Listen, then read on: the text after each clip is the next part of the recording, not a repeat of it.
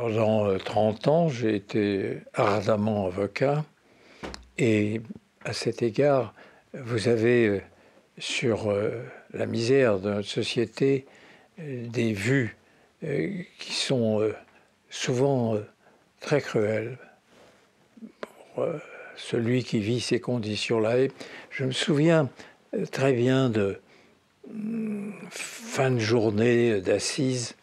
La condamnation était tombée. Tout le monde ramassait ses affaires, ses papiers. Et je regardais tout près de nous la victime, son avocat, et qui s'en allait toute seule, mais toute seule avec son malheur. Et je me disais, mais on ne fait rien pour elle. Je vois les victimes quitter le palais, puis c'est fini. La justice considère qu'elle a fait son devoir. Ça n'était pas, à mes yeux, acceptable. Donc c'était une situation qui me touchait profondément, que je jugeais insupportable. Et c'est la raison pour laquelle, dès que je suis entré à la chancellerie, j'ai mis au travail les services compétents, des femmes et des hommes très ardents dans leur désir de combattre toutes les injustices, et que nous avons dit, une des premières, c'est la condition faite aux victimes dans la justice française. Ça ne peut plus durer, je le répétais, ça ne va pas durer, ça ne peut plus durer.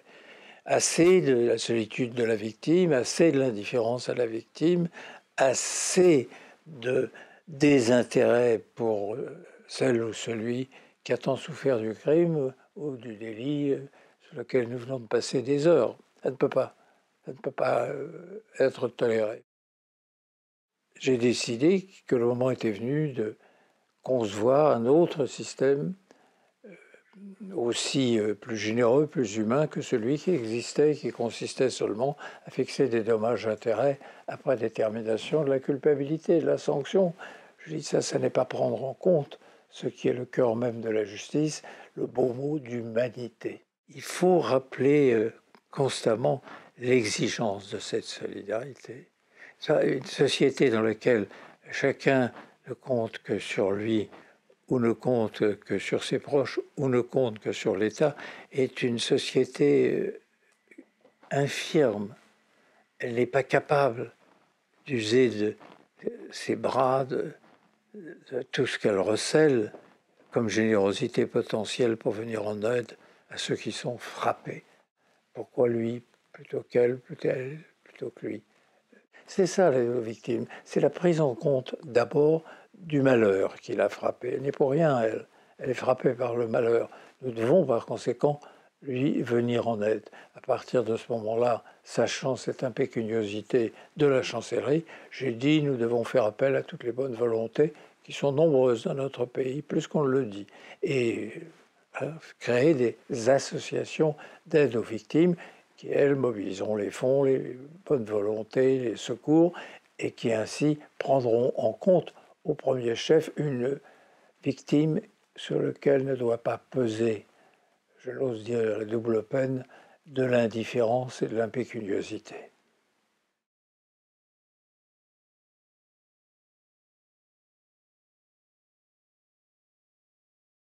Il est évident que l'action doit être continue et importante.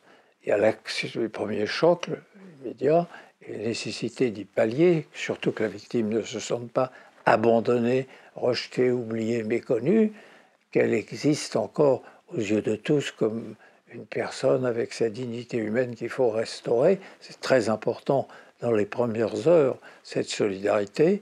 Et puis, il faut aussi aider les victimes à percevoir ce à quoi elles ont droit. Très souvent, elles ignorent l'étendue de leurs droits et il faut faire des démarches qui, évidemment, ne sont pas à même de réaliser tout de suite. Les associations d'aide aux victimes sont la seule réponse, parce que si on attendait une réponse purement et simplement administrative de l'État, vous n'auriez pas, pour les victimes, suffisamment le sentiment de solidarité qui est si important dans le malheur. Les associations sont à la fois plus efficaces parce que c'est un esprit militants de générosité qui règnent, et en même temps, elles le sont plus efficaces parce qu'elles sont plus profondément investies dans le corps de la société. Ce n'est point la faute de l'État, mais l'État, par définition, il est administratif, bureaucratique, ce que vous voulez, il a ses pesanteurs à lui. Vous avez des résultats plus immédiats et plus porteurs de cette humanité que j'évoquais tout à l'heure, quand ce sont des femmes et des hommes de bonne volonté, de bonne volonté. Les professionnels, oui, eh bien, il faut les trouver et les rémunérer. Et moi, je tiens à dire à tous les représentants des associations et aux membres de l'association qu'elles sont ils sont le sel de la terre. Oui, le très beau mot d'accompagner. Et accompagner dans le malheur, c'est faire une déclaration de solidarité à l'égard de celui que vous accompagnez. La compagnie interdit la solitude, et la solitude s'ajoutant au malheur, le double. Ça va du détail, mais quelle importance ont les détails dans ces circonstances-là, jusqu'à la prise en compte d'une très grave infirmité. Celui ou celle qui rentre chez lui et trouve son appartement dévasté, le lieu où il vit, où elle vit, ruiné, saccagé par un cambrioleur ou simplement un visiteur plus qu'indésirable, c'est un choc. C'est un attentat direct à ce qui vous est cher, à ce que sont les éléments de votre cadre de vie, et ça va bien au-delà de la réparation matérielle, combien coûte tel élément de meuble. Non. Il y a une sorte de souffrance d'atteinte, presque de viol de la personnalité quand vous retrouvez votre appartement fouillé, détruit, les choses déchirées.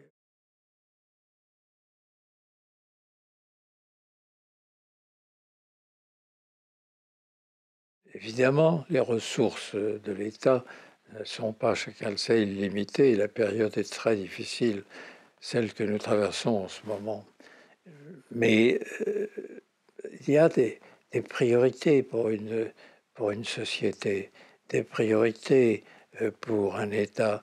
Et s'agissant des victimes, et en particulier des victimes d'infractions, je considère que c'est là une des priorité morale qui s'impose dans une démocratie solidaire. C'est par là, par l'action, par la contribution, par l'investissement que l'on fait, qu'on fait prendre le mieux conscience à une victime qu'elle n'est pas seule devant le malheur. C'est très important, ce sentiment-là. Et encore une fois, on a tablé sur les associations d'aide aux victimes et plus communément les associations parce que ça permettait de démultiplier l'action de l'État. L'État ne peut pas tout, et surtout en ce moment, mais ce qui est certain, c'est qu'il peut donner l'impulsion. C'est aux citoyens, chacun à leur place, ensuite de mieux la réaliser.